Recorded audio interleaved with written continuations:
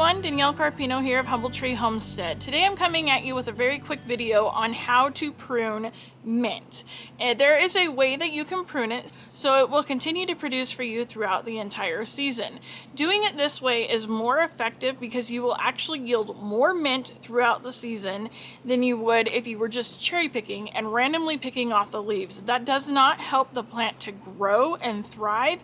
What that does is that just strips the plant. So I'm going to come in and I'm going to show you guys really quickly how to prune your mint in a way that you will yield more harvest throughout the year and actually reap the benefits of growing mint in your garden. My mint has gotten out of control. I usually do not let it go this long because this is the stage right before it goes to seed. In fact, there are little areas here. See how the clusters are becoming more tightly packed. They're not loose. And then what they do is they come to this point where you're actually going to get a flower out of it. It's not as bad when it goes to seed as basil, but once it goes to seed, it's not going to produce anymore. So we want to make sure that we are continually pruning this so that it doesn't go to seed, so that you can get more mint throughout the season. When it comes to your mint, you're going to notice at the top you have kind of what I call the floret. I'm not really sure what it's called, but that's what it reminds me of, is like a little flower, so I call it the floret. And then you go down, you have the main stem, and you have two new shoots that are growing out of what I consider the armpit of the plant.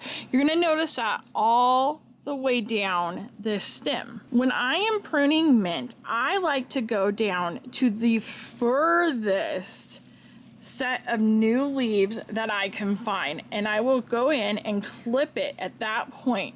The reason I do this is, as you can see, mint really bushes out. It gets very full and dense, and I find that if I prune it all the way down, I'm going to get nice tender leaves that have more flavor, less of the woodiness, because the stem begins to get really woody as time goes on.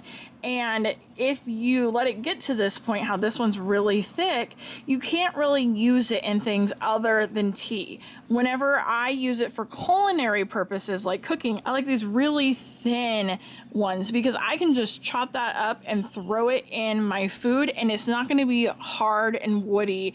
It's going to have a nice tender profile to it. So when they're thin like this, you can go in and pinch it with your nail, and off comes your mint. However, when they're thick and woodsy like this one, you really want to go in with pruners so that you're not tearing your plant and causing damage to it. The whole point of pruning it is to make a healthier plant. So what we do, we go in and find that lowest set of double leaves coming off the armpit, and we're going to cut right at those leaves. Do not cut those leaves off. Those are your new growths. They will grow two new stems off of this plant. You want to go in and cut just above where those two leaves are without cutting the leaves. We have all of this that can now be used, and a beautifully pruned mint that will grow two new shoots off of it. Again, what you want to do is go down to that first set of leaves, and this one, see how that was kind of hard? You don't want that to happen. That's why I was telling you. So this one, while it looks like it's tender,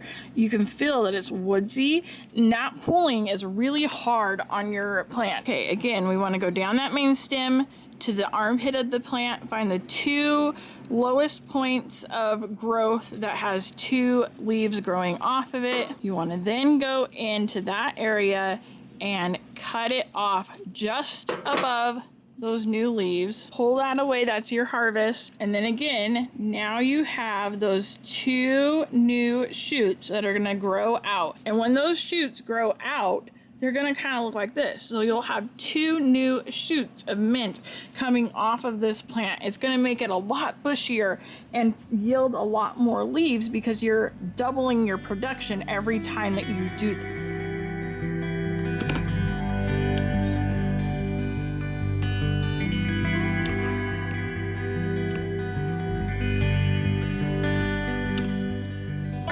Sometimes times when the vegetation is really thick and dense like this, I'll go in and I'll go all the way down to the base and cut off these areas that are kind of making it densely packed and kind of help thin it out a little bit, because if light's not getting to it, these are all going to turn yellow and they're not going to be usable anyways. So sometimes I'll just go in and help kind of thin it out as well. And sometimes when you're cutting out these big groupings like this, like I was showing you, you'll also find that there's new growth that's coming in at the bottom and base of it that you're kind of actually allowing space for as well. I would never really do that at the beginning of a harvest. This late in the season, I want to get a good yield off of it before my last time. I might get 1 or 2 more off of it, but that's about it. And so I will go in and kind of be a little bit more vigorous with my pruning. And sometimes pruning feels very counterproductive. You feel like, oh my goodness, I'm cutting my whole plant away. You'll find that when you start to prune your plants, you actually end up getting a lot more off of them than if you don't prune them.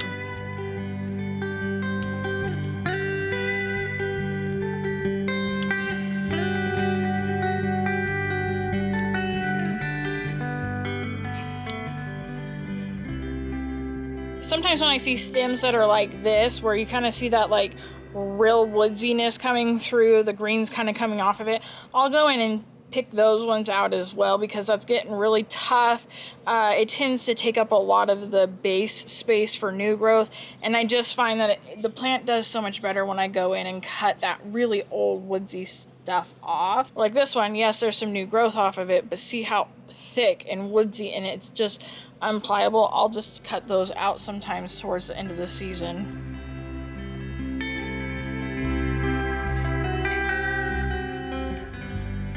As you can see, I yield a lot of mint off that one little tiny container. I have this entire colander.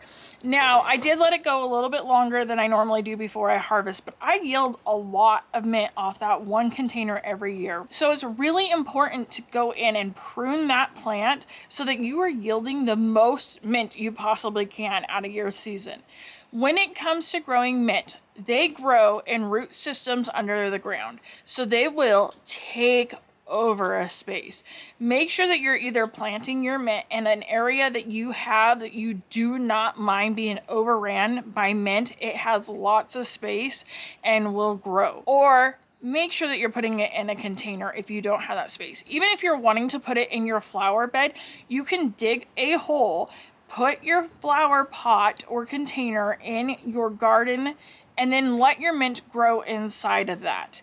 But you want to make sure that you are containing those roots, so that way it is not just taking over everything. Hopefully that's helpful for you when it comes to pruning and growing mint. Mint is a valuable tool to have in our arsenal as gardeners and homesteaders. Mint has so many medicinal benefits to it that we will go into at a later time, but herbalism is beautiful, and having herbs growing in your garden that help you with your health and your well-being, as well as being able to be used for culinary purposes, is just amazing and wonderful to have. So you might be wondering, okay, now that I have all this mint, what am I going to do with it? Put it out to dry in the sun, or you can hang it in bundles in your house and have it dry that way.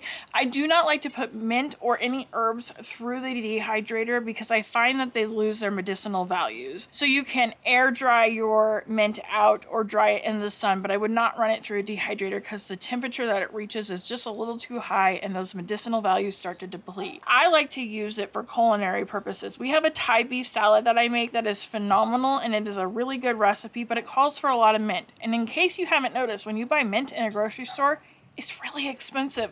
So that dish can be really expensive for us. However, when I have mint and I have mint growing, it's awesome because now I have all of this mint that would have cost me an abundant amount of money. And I can now use it for culinary purposes as well. You can use it fresh in tea, dry in tea. You can use it, there's just so many ways. Look into it. I'm not going to go into that spiel in this video, but mint is great and you want to have mint in your garden. And this is how you can yield the most mint possible from every harvest and every time that you go out there so that you're getting more mint throughout the season. Until next time, you guys, remember that humble beginnings grow mighty things when we just tend to them. I love you guys. Have a good one.